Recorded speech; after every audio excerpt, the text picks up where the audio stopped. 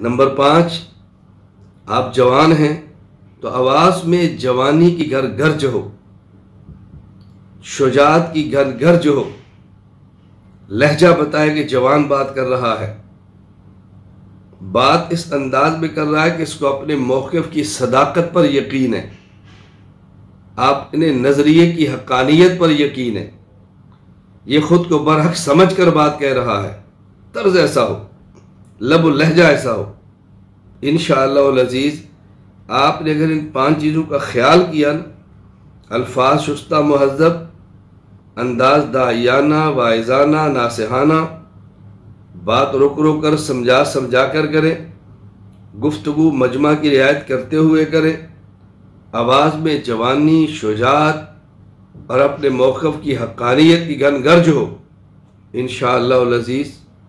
جہاں آپ ہوں گے وہاں آپ ہی ہوں گے، جہاں آپ ہوں گے وہاں آپ ہی ہوں گے۔ تو خطابت کی بنیاد 2 چیزیں ہیں، بات کیا کرنی ہے، نمبر 2 بات کیسے کرنی ہے۔